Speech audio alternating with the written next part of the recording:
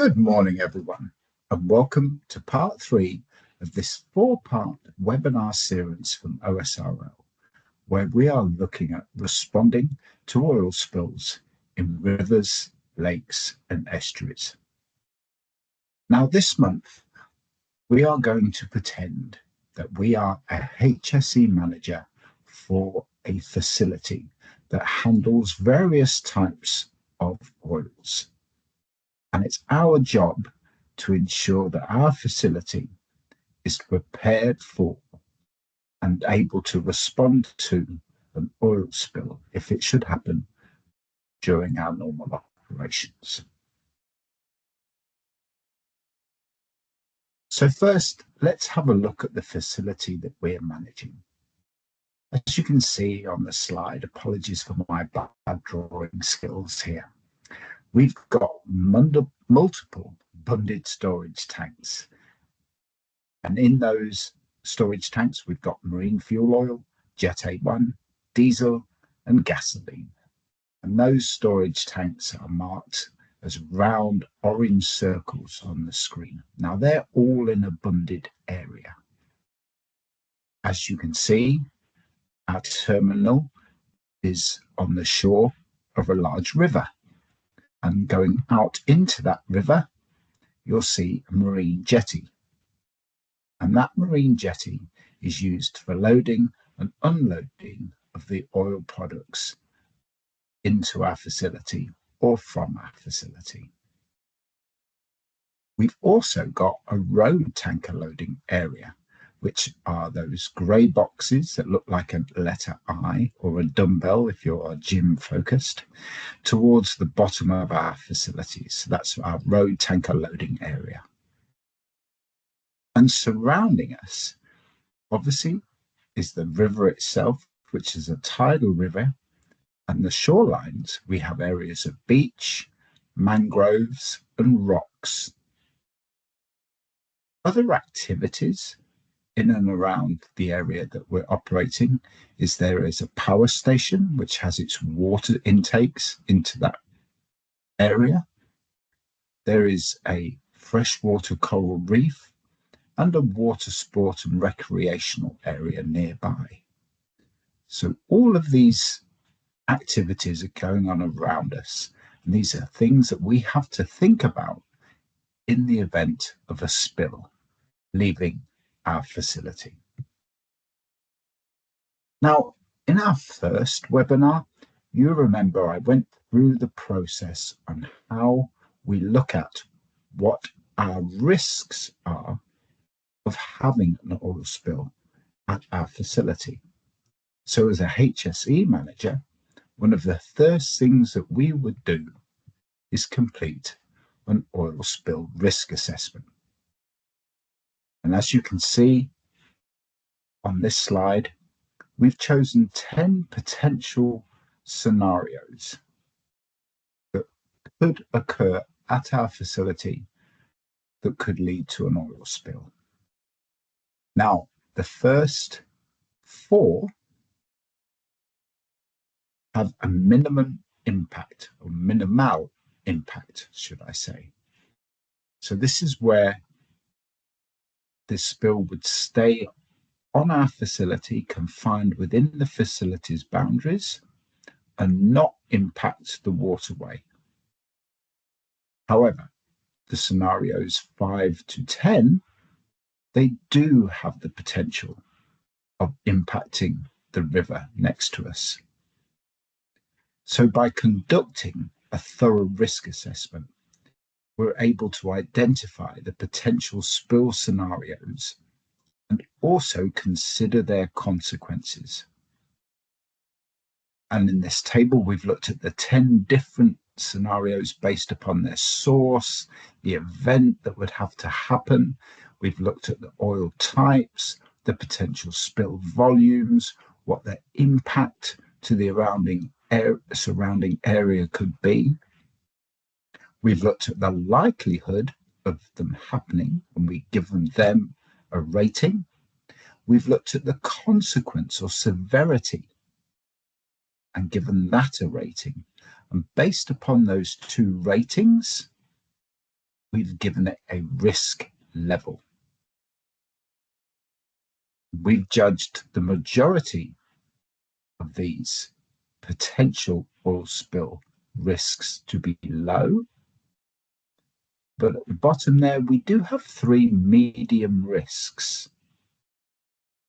And these are the ones we want to focus on when we're thinking about the resources that we need to respond effectively, efficiently, and quickly to any incident.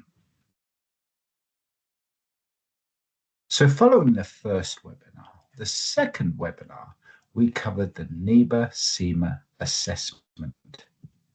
So now we have our oil spill risk. We know the types of product that we could lose. We know the amount of products that we could lose.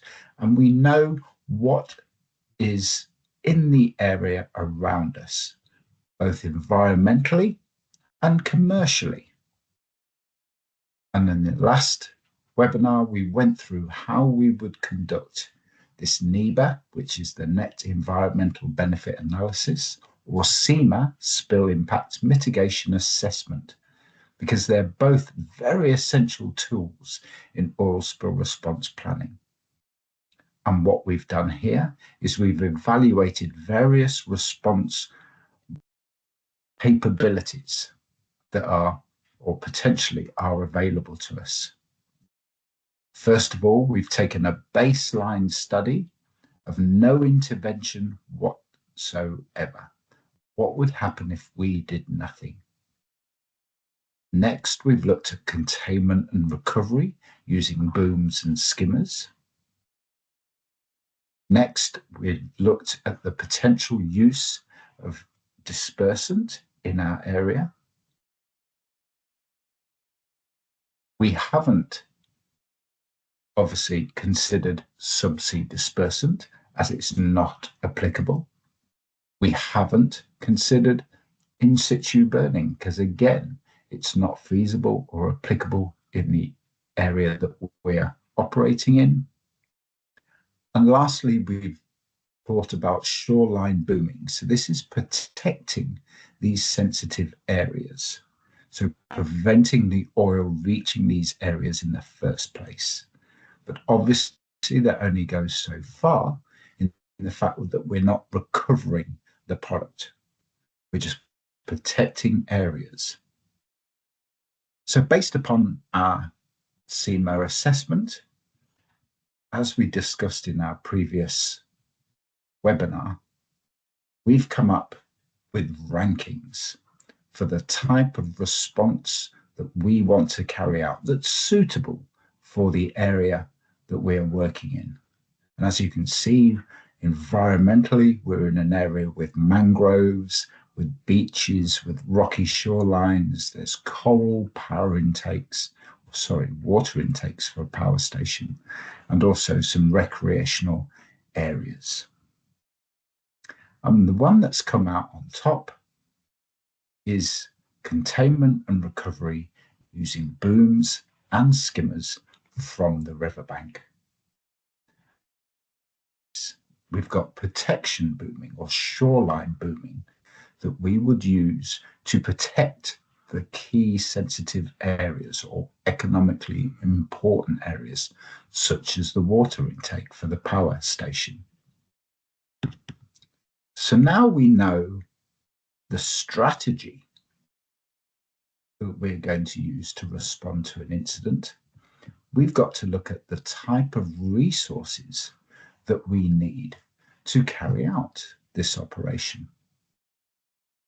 Now, this is where I get to do a shameless plug for oil spill response, because building an equipment list, it takes knowledge and experience. And our duty managers at Oil Spill Response are available anytime to talk you through the results from your risk assessment, the results from your NEBA-SEMA assessment, and then be able to provide a detailed description of the type of resources that you would need to carry out, in this case, a containment recovery operation. So what type of equipment are we looking at? Well, obviously, first of all, we're looking at the booms themselves. Now, there's many different types of boom out there. Some are very, very useful for one particular environment.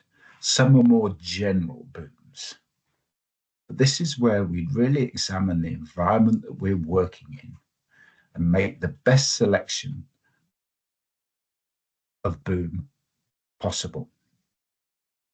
So we've got the boom. So that's the depth, the type, and the amount that we need.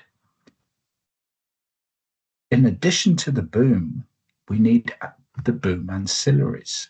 So these are things like the towing bridles to be able to pull that boom through the water, the lines to secure that boom. We'd have to look at additional shackles, at repair kits, lights if they're staying out overnight and we want people to know that they're there.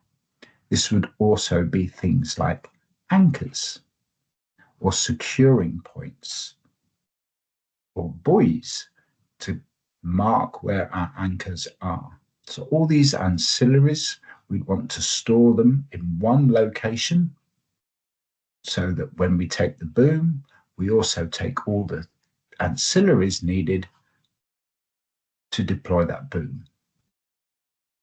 Next, obviously, we're going to look at our recovery system. Is this going to be a skimmer? Is this going to be a vacuum system? Again, it really depends on the type of product that you're dealing with and the area that you're working in. Once we've chosen our recovery system, obviously then we also need the ancillaries to go with that recovery system.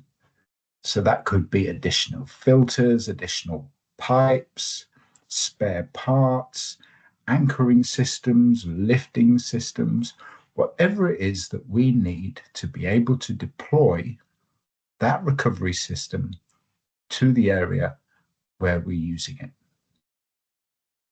Next, obviously, the sorbent material. This is sorbent booms, sorbent pads, whatever we need to carry out our operation. We also got hand tools, that's shovels, rakes, brushes, scrubbing brushes, things that we can use to help not only clean the impacted area up, but also clean the equipment and ourselves after the response operation. We also want to make sure that we've got the right protective equipment for our responders. They're in our equipment stockpile, ready to go. They haven't got to bring anything with them. It doesn't matter if they've forgotten their goggles or their gloves. The PPE is there ready for them. Now, with our recovery system, recovering products, obviously we need somewhere to temporarily store that product before it gets treated and sent to the waste treatment center. So we want some temporary storage equipment, whether that's tanks, whether that's IBCs, whatever we've chosen, depending again on the oil type and the location that we're working on, we want to make sure that we have temporary storage equipment. We also want to make sure we have decontamination equipment and our responder welfare package. So decontamination equipment is things like bunded pools for our responders to stand in when they take off their oily equipment at the end of their work shift. It could be a cover where they can rest. This could also be first aid. This could be bathroom facilities, whatever it is that we need to make sure that our responders are safe and comfortable during that response. We want to make sure that we have our assessment and documentation package. So this tends to be a small metal box with the necessary documentation that we need to accurately assess the operation, how's that operation going, and make the reports to our incident management team or our next in the chain of command. To do that, obviously, we need some way to communicate with them. So we have our communications package. And then last but not least, we need our gas monitoring package if we're dealing with products where volatile organic compounds, odors, or vapors are a risk. And as you can see by the picture, this is the type of system that we're looking to set up. We have our containment, we have some backup booms, and then we have our recovery sites. Now, because we know that the oil, if it's spilt at our facility and gets into the river, it's not going to stay at our facility. We're going to have to respond, possibly mile, 2 miles, depending on the response time away from our facility. So because of that, we've chosen to store our response equipment in an equipment trailer. And in that equipment trailer, we can fit everything, as we can see on the diagram, that we would need. And just like we've spoken about, we've got our booms, we've got our towing bridles, we've got our anchors, we've got our stakes, all the response equipment that can and needs to fit in that trailer. And again, there are many good manufacturers. Elastec's one of them that will build these packages for you. There's also the duty managers at All Spill Response and also the preparedness solutions advisors, such as myself, that can guide you and make sure that the trailered packages, if you go down that route that you need, will be sufficient to respond to the risks that you face or the potential oil spill scenarios that you face. So far then, we've looked at our risks, we've looked at the potential impacts, we've selected our response strategies in order to minimize those impacts, and we've looked at the equipment that we need to tactically carry out those strategies. Now what we're going to look at is where and how we're going to use that equipment. And to do that, we develop things called tactical response plans. Now, these tactical response plans, in the event of an oil spill, are taken by the emergency response team, and it gives them key information on how they're going to respond to the potential or to the actual incident. This gives them an overview of the area that they're going to be operating in. It gives them suggestions on where the best place to place the booms and the recovery areas, the capture points might be. It gives them a reminder on who they need to communicate with, the information that that team will need, and then also it reminds them about specific sensitivities or specific information that they would need when carrying out this task. And on the second page, it will give them a checklist of the equipment that they need, and also the response resources and supporting resources that they would need to deploy that equipment. And if you remember on that previous slide where we talked through our response trailer, one of the key elements that's actually missing from that, if when we're deploying boom from the river bank, is a method of getting the end of our boom out into the water. Now, you can use boom vanes, but the easiest, most straightforward way is with a small vessel or boat. And the last package that we actually developed for a client, it had the boat stored on top of the response trailer during a deployment so they could take it to the site, lift the boat down, a small rigid inflatable boat, put the engine on the back and use that to deploy the end of the boom. But all that information would be laid out in their tactical response plans. So these are really key elements. Just having the equipment isn't enough. Having the knowledge on how and where you're going to use it is key. But once we have the plans, obviously we have to test them to make sure that what we've assumed would happen is actually going to happen in the event of a spill. And what we would be looking at there, first of all, is to train our responders. It's very, very important to make sure that our responders know the equipment inside and out. They know where the equipment's stored, they know how they're going to use it, they know where it can be used, and they know where it can't be used. We want to give them as much hands-on time with that equipment as possible.